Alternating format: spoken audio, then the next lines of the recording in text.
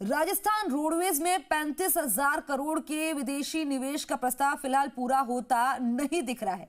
राज्य सरकार ने इस निवेश प्रस्ताव को फिजिबल नहीं माना है और ऐसे में इस प्रस्ताव पर राइजिंग राजस्थान समिट के दौरान एमओयू होने की संभावना नहीं है। रिपोर्ट में देखिए।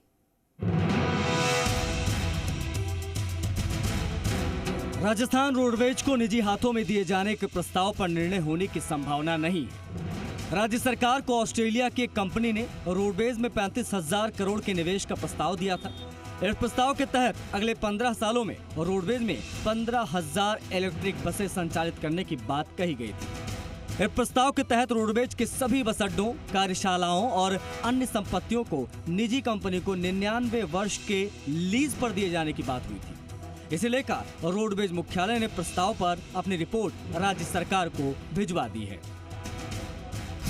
निवेश प्रस्तावों की बड़ी बातें। राजस्थान में अगले 15 वर्ष में 6.5 अरब डॉलर निवेश का दिया प्रस्ताव। 15,000 इंटरसिटी इलेक्ट्रिक बसें संचालित करने की कही गई बात। इसे राज्य में रोडवेज से जुड़े 20,500 लोगों को सीधे रोजगार मिलेगा।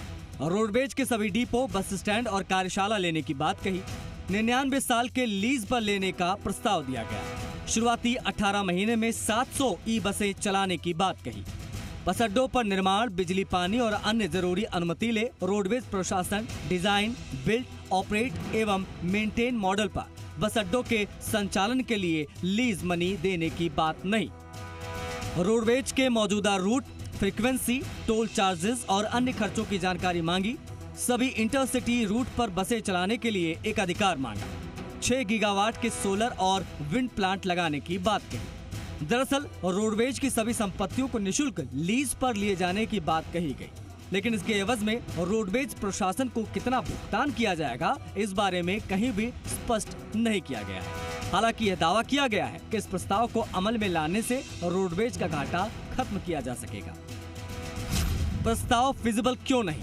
15,000 ईवी बसें राज्य में एक साथ चलाना संभव नहीं, क्योंकि इतनी ईवी बसें अभी पूरे देश में भी संचालित नहीं है। रोडवेज की सारी संपत्तियां, सभी रूट्स पर एक अधिकार मांगा गया। रोडवेज के 100 से अधिक बस स्टैंड और कार्यशालाओं की संपत्ति कई हजार करोड़ रुपए।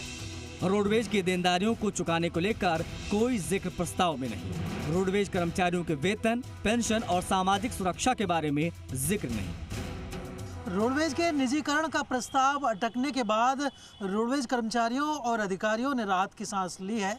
दूसरी तरफ सूत्रों का कहना है कि रोडवेज प्रबंधन ने यह माना कि जो प्रस्ताव है उसमें कई तरह की खामियां थी और ख़ास तौर पर रोडवेज के कार्मिकों के लिए प्रस्ताव में कुछ खास नहीं था। उनकी देनदारियों और उनके बकाया भुगतान को लेकर भी किसी तरह की जानकारी शामिल नहीं थी और इसी वजह से शायद ये प्रस्ताव मंजूर होना मुश्किल है। कैमरा पर्सन विजय करण के साथ काशीराम चौधरी, जी मीडिया, जयपुर।